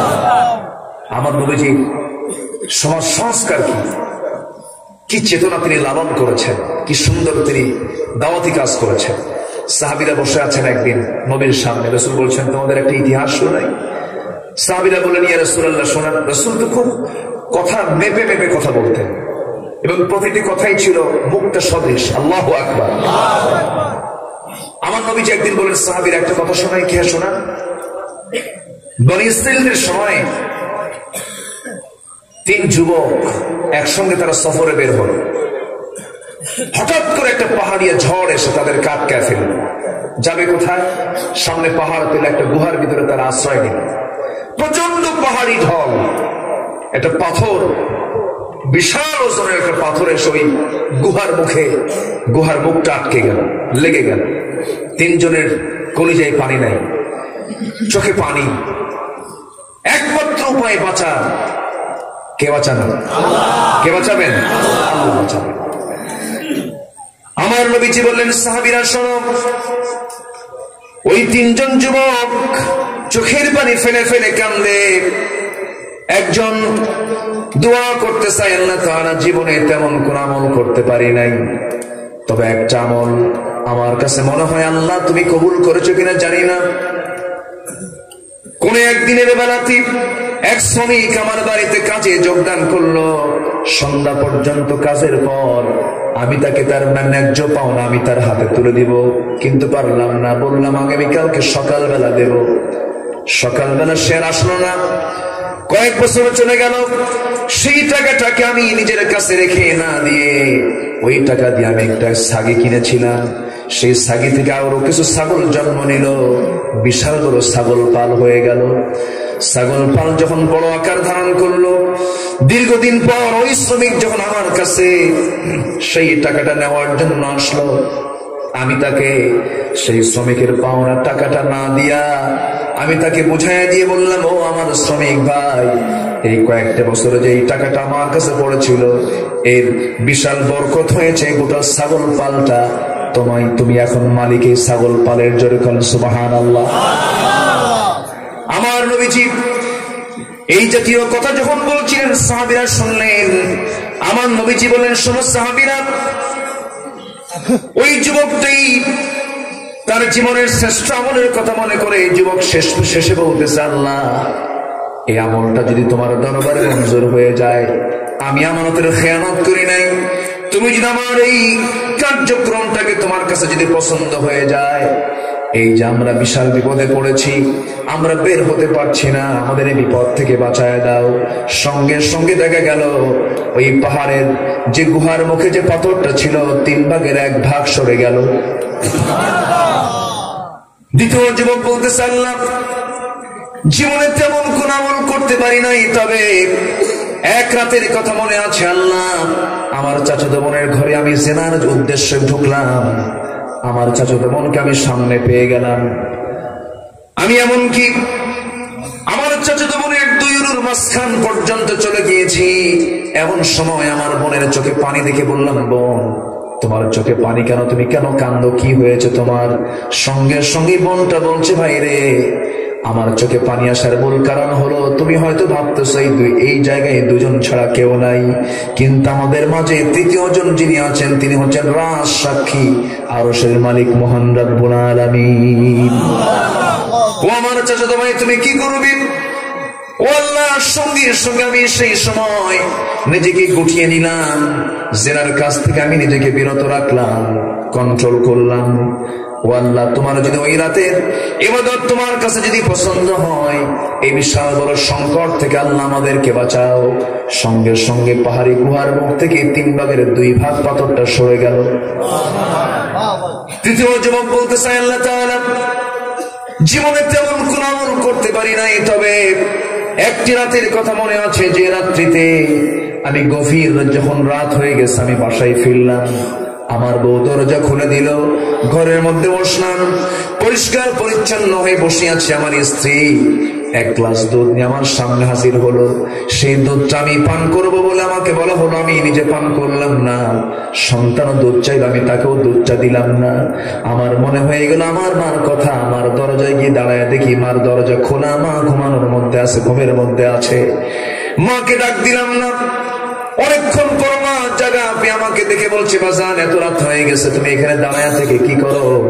সঙ্গে সঙ্গে যুবকটা বলতেছে, মা, ও মা, কত রাত আমার জন্য তুমি চোখের পানি ফেলে ফেলে আমার জন্য কেঁদেছ। কত রাত চলে গেছে, আমাকে দুধ পান করাতে করাতে গোটা রাত চলে গেছে, তোমার ঘুম হয় নাই। আজকে একটু প্র্যাকটিস করতেছে, আমার জন্য তুমি কি পরিমাণ কষ্ট করেছ মা। এই যে গ্লাস, তোমাকে দুধ পান করাতে এসেছি মা, দুধটা পান করো। আমি আমার মাকে দুধ পান করিয়েছি, নিজেই দুধ খাই নাই, সন্তান কাঁদার পরও তাকে দুধ দেই নাই। আল্লাহ, এতটুকু মার খেদমতের চেষ্টা আমি করেছি, অধম বান্দা, এই বিপদ থেকে তুমি আল্লাহ আমাদেরকে বাঁচাও। সামনের যে বড় একটা পাথর ছিল টোটালি সরে গেল।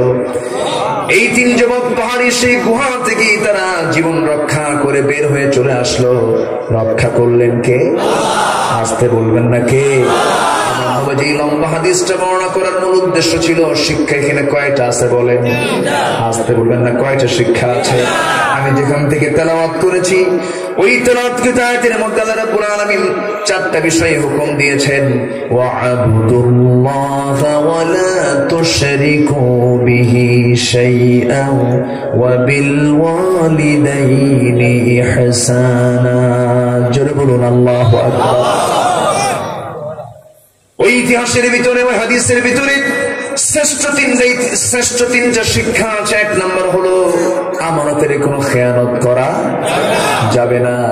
নাম্বার 2 হলো যুবকরা অবৈধ পথে যৌন কাজে নিজেকে জড়ানো যাবে না। প্রয়োজনে বিয়ে করে নাও, তবু যৌন কাজে যাওয়া যাবে না। দুঃখজনক হলো সত্য, আজকে সমাজে বিয়ে বেশি না জেনা বেশি? বিয়ে বেশি না জেনা বেশি? জেনা কঠিন না বিয়া কঠিন? কি জেনা কঠিন না বিয়া কঠিন? বিয়েই তো কঠিন এখন, জেনা তো সহজ। জেনা সহজ, বিয়া কঠিন। জেনা সহজ, বিয়েটা কঠিন বানানো হয়েছে। আমি কেন বলবো জেনা সহজ? রাস্তার মোড়ে মোড়ে মহিলাগুলোর গায়ে কোনো পর্দা আছে নাকি বলেন? বিভিন্ন পার্কে যেন, বিভিন্ন পার্কের মোড়ে মোড়ে বিভিন্ন গাছের গোড়ায় গোড়ায় জোড়ায় জোড়ায় যে বসে আছে, এটা কি বিয়ের লক্ষণ না জেনার লক্ষণ? বিয়ের লক্ষণ না জেনার লক্ষণ? যদি বিয়ের পরিবেশ যদি সমাজে থাকতো, পর্দার পরিবেশ যদি সমাজে থেকে যেত, তাহলে এই চিত্র কি থাকতো নাকি? থাকতো না। আমার ভাইয়েরা, বিশেষ করে যুবকদেরকে বলবো, যুবকরা, তোমার যৌবন শুধুমাত্র একজনের জন্য বরাদ্দ করবে, তোমার স্ত্রীর জন্য তোমাকে বরাদ্দ রাখতে হবে। আমার বোন, আমার মা যারা আছেন, আপনার যৌবনটা শুধু স্বামীর জন্য বরাদ্দ রাখতে হবে। সুখ শান্তি সমৃদ্ধির মধ্যেই পাবেন। অবৈধ সম্পর্কের মধ্যে দিয়া কোনদিন শান্তি স্থাপন হতে পারে না, কোনদিন শান্তি পাবেন না। যুবক, তোমাকে ইউসুফের চরিত্র আনতে হবে। ইউসুফ আলাইহিস সালাম কি জুলেখা প্রস্তাব দিয়েছিল। জুলেখা বলেছিল, ইউসুফ, তোমার চক্ষু কত সুন্দর টানা টানা, তোমার চামড়া কত সুন্দর মসৃণ, তোমার চুল কত সুন্দর মসৃণ, আমি তোমার প্রেমে পাগল হয়ে গেছি। ইউসুফ আলাইহিস সালাম সঙ্গে সঙ্গে জবাব দিয়েছেন, জুলাইখা, আমার চোখের, আমার চামড়ার, আমার চুলের প্রশংসা করে লাভটা কি? তুমি তারই প্রশংসা করো যিনি আমার চোখটা সুন্দর করে বানিয়েছেন, সে আল্লাহ তাআলা। একটু আস্তে কোন সুবহানাল্লাহ, জোরে বলুন সুবহানাল্লাহ। ও যুবক, তুমি যে যুবতীর জন্য পাগল হয়ে যাচ্ছ, তুমি যে নারীর জন্য নিজের অস্তিত্ব বিলীন করে দিচ্ছ, তুমি যে নারীর জন্য নিজের যৌবনকে ধ্বংসের দিকে ঠেলে দিচ্ছ, তুমি কি বুঝো না ওই যুবতী একদিন বুড়ি হয়ে যাবে, তুমি একজন বুড়া হয়ে যাবে, তুমিও মরে যাবে, তোমার সেই বুড়িও মরে যাবে। ও যুবক, তুমি বিয়ে করেছে 25 বছর বয়সে, হঠাৎ করে 32-এ তোমার ইন্তেকাল হয়ে গেল, রোড অ্যাক্সিডেন্ট করে হয়তো কোনো কারণে তুমি মারা গেলে, তোমার স্ত্রী কম বয়সী তুমি রেখে চলে গেছো, ছোট্ট একটা সন্তানও আছে। তুমি যখন মরে গেলে, মরে যাওয়ার পর তোমার বউটা 3 দিন 4 দিন সেন্সলেস হয়ে যাবে, কান্নাকাটি করবে, খাওয়া দাওয়া নাই, ঘুম নাই। 7 দিনে কমে যাবে, 15 দিনে কান্না সব বন্ধ হয়ে যাবে, মুখে হাসি চলে আসবে। মাসখানেক চলে যাবে, মোটামুটি খাওয়া দাওয়া স্বাভাবিক হয়ে যাবে। 2 মাস 3 মাস হয়ে যাওয়ার পর সম্পূর্ণ ভুলে যাবে। ওই বাপ মা এসে বলবে, মা তুমি তো এখনো যুবতী আছো, তোমার তো বিয়ে শাদী হওয়া দরকার। বিয়ের বন্দোবস্ত করে ফেলবি, বিয়েটাও হয়ে যাবে। বিয়ে হয়ে যাওয়ার পর সেই স্ত্রী, যে স্ত্রীর জন্য আপনি এত কিছু করেছেন যুবক, সেই স্ত্রীটা নতুন স্বামী পাওয়ার পরে বলবে, মা মা আগের স্বামী যে পেয়েছিলাম আমি, এই যে এখন স্বামীটা পেয়েছি, আগের স্বামীর চাইতে এখন আমার এই স্বামীটাই বেশি ভালো। এটাই হলো বাস্তবতা, এটাই হলো দুনিয়া। এই জন্য আমার ভাইয়েরা, বিশেষ করে যুবক ভাইয়েরা, যৌবনকে নষ্ট করা যাবে না, কন্ট্রোল করতে হবে, তাকওয়া পরহেজগারিতা আনতে হবে। আজান যখন হয়ে যাবে, ওযু বানায়া কোথায় যাব? আসতে বলবেন না, কোথায় যাব? মসজিদে চলে যাব। আজান যখন হয়ে যাবে, যখন কোন বান্দা ওযু বানায়া নামাজে যখন দাঁড়িয়ে যায়, তখন সে হয়ে যায় কার মেহমান? আসতে বলবেন না, কার মেহমান হয়ে যায়? নামাজের গভীর প্রেমে তুমি পড়ে যাবে, আল্লাহর সঙ্গে প্রেমের হাবুডুবু খেলবে। দেখবে দুনিয়ার কোন প্রেম তোমাকে পাত্তা দিতে পারবে না, দুনিয়ার কোন মোহ তোমাকে আকর্ষণ করতে পারবে না। ও যুবক, তোমার যৌবনের ইবাদত আল্লাহর কাছে এত পছন্দনীয়। তুমি যুবক যখন নামাজের মধ্যে দাঁড়াও, আল্লাহ বলেছেন শাবুন নাশায়া ফি ইবাদাতিল্লাহ, আল্লাহ তাআলা সেই যুবক কারো সে ছায়ার নিচে স্থান দিয়ে দিবেন যে যুবকটা তার যৌবনে আল্লাহর ইবাদতে কাটিয়ে দিয়েছে। জোরে বলি সুবহানাল্লাহ। পিতামাতার সেবা করতে হবে, পিতামাতার খেদমত করতে হবে। আজকে আসল পিতামাতার দিকে খোঁজ খবর না নিয়ে, বাবার খোঁজ খবর না নিয়ে নকল বাবার পিছনে ব্যস্ত অনেক বাবা আছে না নাই? আমাদের বাবার কি অভাব নাকি? দয়াল বাবা, পীর বাবা, খাজা বাবা আছে না নাই? চট্টগ্রামে আরো বেশি, চট্টগ্রামে আছে কত বাপ করে থাকে। সম্মানিত ভাইয়েরা, এটাও কিন্তু কম একটা ভাইরাস না আমার দেশে।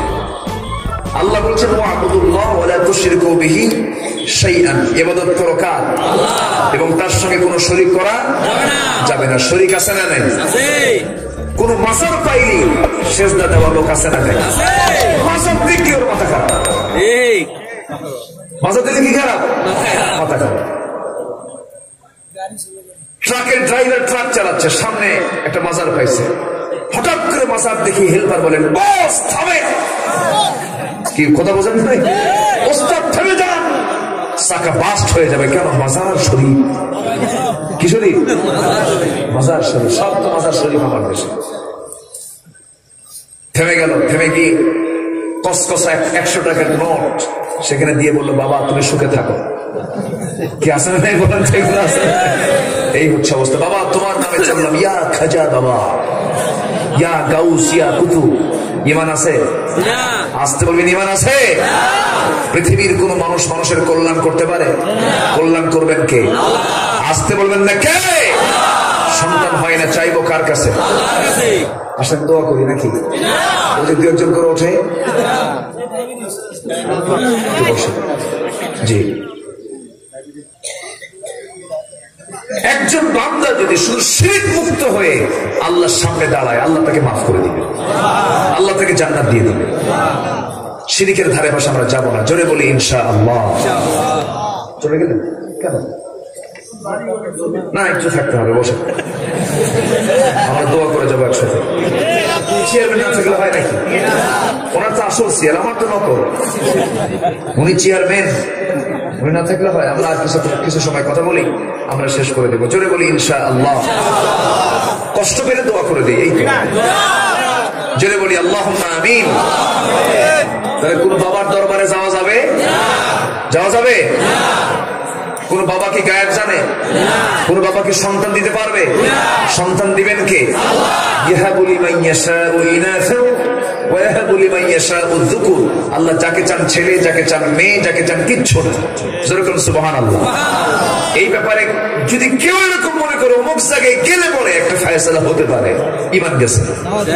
ঠিক আছে, ঈমান গেছে। এগুলো মনে করা যাবে না।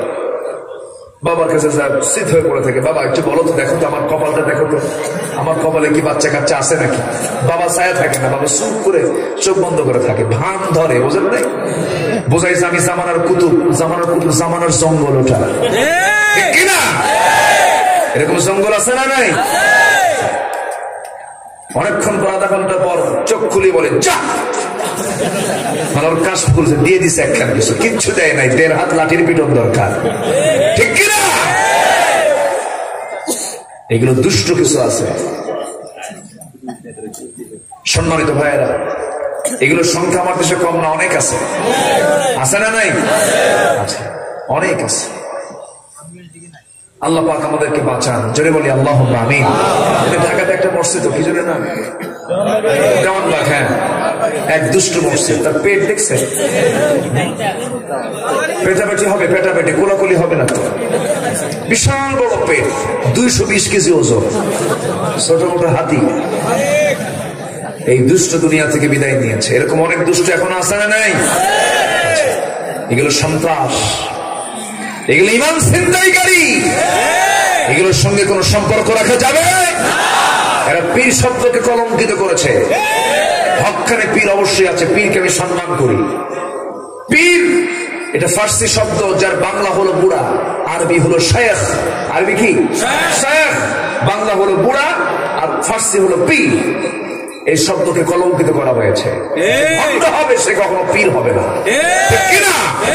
পীর পীরি, পীর সম্মানজনক একটি পরিভাষা, এটা আমার দেশে লালন হয়ে আসছে। শাহজালাল ইয়ামিনী, শাহ পরান, শাহ মাকদুম, খান জাহান, খাজা মাইনুদ্দিন চিশতি রাহমাতুল্লাহ আলাইহি, তারা নিঃসন্দেহে আল্লাহওয়ালা ছিলেন, কোনো সন্দেহ নাই। কিন্তু তাদের নামকে পুঁজি করে কিছু দুষ্ট চক্র আছে না? ওদের ধারে পাশে আমরা যাবো না। জোরে বলি ইনশাআল্লাহ। ওয়ালা তুশরিকু বিহি শাইআন। কি অবস্থা দেখেন, 2 পা সামনে দিয়ে থাকে, মুরিদ এসে পায়ে সেজদা করে। কত ভিডিও দেখতেছি আমরা। উচিত ছিল এদের ধরি না, 2 ঠ্যাং একদম কি কাল গাছের মাথায় বাইন্দা থিয়া পেটা দরকার, ঠিক কি না? সে আল্লাহর সাথে শরীক করছে, সে আল্লাহর সঙ্গে শরীক করার জন্য এই পথগুলো তৈরি করে দিচ্ছে।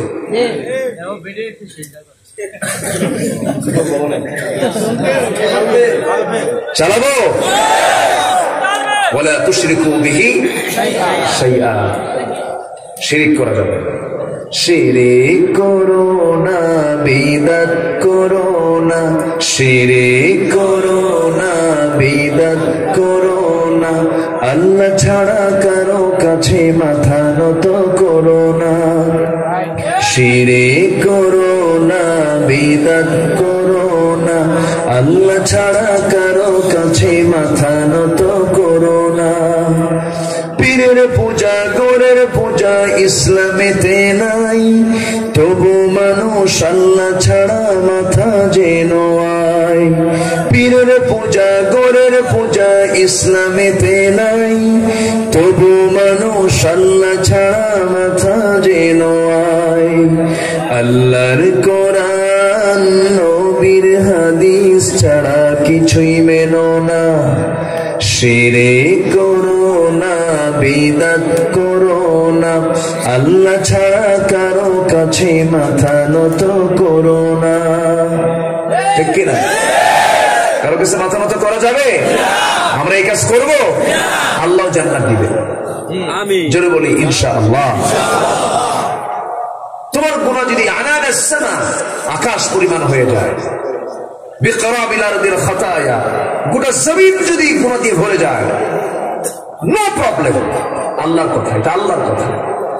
লা তুশরিক বি শাইআন, তুই আমার সঙ্গে শিরিক করিস নাই, আমি তোকে মাফ করে দেব, যা। জোরে বলি সুবহানাল্লাহ। কিন্তু শিরকের সাগরে আজকে জাতি হাবুডুবু খাচ্ছে। যে বান্দা আল্লাহর আইন ছাড়া অন্য আইন মানবে সে মুশরিক। ঠিক কিনা? এরকম মুশরিক আছে না নাই? আমার নবীজি কোন সাহাবীদেরকে দিয়ে, কোন সাহাবীর দ্বারা তিনি সেজদা নিয়েছেন? আমার নবীজি এমন এমন ব্যক্তি ছিলেন যার জুতা কেউ হাতে নিতে পারে নাই। নবীজির জামা নিজে ধুয়েছেন, নবীজির জামার সেলাই নিজে করেছেন। সুবহানাল্লাহ বলবেন না? নবীজির ঘর রাসূল নিজে ঝাড়ু দিয়েছেন। আল্লাহু আকবার। আম্মা জান আয়েশা বলেন, আমার পাশে বসে বটি দিয়ে তরকারি কুটে দিয়েছেন রাসূল আমাকে। তিনি হচ্ছেন বিশ্বনবী। তার সম্মানে কেউ দাঁড়িয়ে গেলে বলতেন তুমি বসে যাও। রাসূল খেদমত নিতেন না, রাসূল খেদমত করতেন। আনাস বিন মালিক বলেন, আম্মা আমারে থুয়ে গেল নবীর কাছে খাদেম বানানোর জন্য, আমি তার খেদমত করবো। 10 বছর বয়স, 10 বছর ছিলাম নবীর কাছে, কোনোদিন একটা কিছু বলেনি আমাকে যে এটা আন এটা আন, বরঞ্চ আমি ভুল করলে রাসূল আমার খেদমত করেন। জোরে বলে সুবহানাল্লাহ। বিশ্বনবী কাকে বলে? আমার নবীজি তিনি যে সেজদা গ্রহণ করেন নাই, একটি মশহুর ঘটনার কথা মনে হয়ে গেল। আমার নবীজি মক্কার মানুষ যখন ছিলেন, 13 বছর কি আরামে তার রাত ঘুম হয়েছে নাকি? নানা ফন্দি ফিকির করেছে আবু জেহেলের দলের লোকেরা। আমার নবীজি সমস্ত কিছুকে বাজেয়াপ্ত করে ফেলেছে। শেষ পর্যন্ত দাওয়াতি কাজ যখন বন্ধ হয়ে গেছে, নবীজির দাওয়াতের কাজ ছিল নেশার মতো। তিনি থাকতে পারলেন না, ভাবলেন মক্কার এলাকায় দাওয়াতি কাজ বন্ধ হয়েছে তো কি হয়েছে, আমার বাল্যের স্মৃতি বিজড়িত সেই তায়েফের ময়দানে গিয়ে আমি কালিমার দাওয়াত দিতে যাব। তায়েফের ময়দানটা নবীজির কাছে খুব প্রিয় জায়গা ছিল, কারণ ওই তায়েফের রাস্তা দিয়ে আমার নবীজি বনু সাদে গিয়েছিলেন। খাদেম কি বলে হালিমাতুস সাদিয়ার ঘরে তিনি 5টা বছর তিনি সময় কাটিয়েছিলেন। সে হালিমাতুস সাদিয়ার বাড়িতে যেতে গেলে তায়েফ হয়ে যেতে হয়। আল্লাহ পাক আমাকে যাওয়ার তৌফিক দিয়েছেন। সেই তায়েফের নগরীতে আমার নবীজি বুক ভরা আশা নিয়ে তিনি যখন তিনি তায়েফবাসীকে লক্ষ্য করে বললেন, তায়েফবাসী কুলু লা ইলাহা ইল্লাল্লাহ, এই দাওয়াত এমন দাওয়াত দিলেন নবীজি ফুল পেলেন না পাথর পেলেন। এমন পাথর পেলেন মাথা রক্তগুলো গড়ে গড়ে পার গোড়া পর্যন্ত চলে আসলো। পার সঙ্গে জুতার তলার জামাত বেঁধে গেল, পার তলার সাথে আমার নবীজি মুখ থুবড়ে জমিনে পড়ে গেলেন, চিত হয়ে পড়ে থাকলেন। নবীর পাশে কেউ নাই, সম্পূর্ণ একাকী।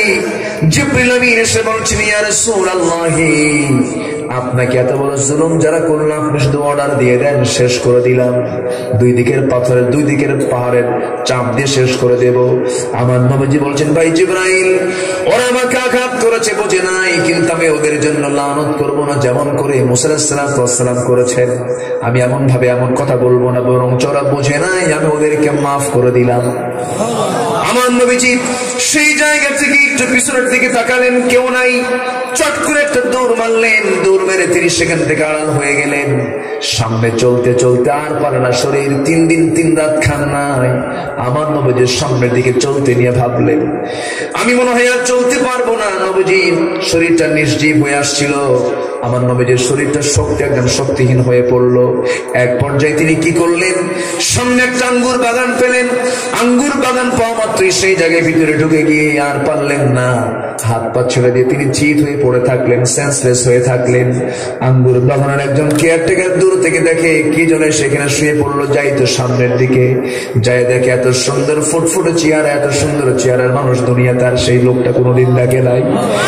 রাসূলকে দেখে মাত্রই দেখে গোটা শরীর জুড়ে রক্ত রঞ্জিত বিশ্ব নবী। দয়া হলো, মায়া হলো।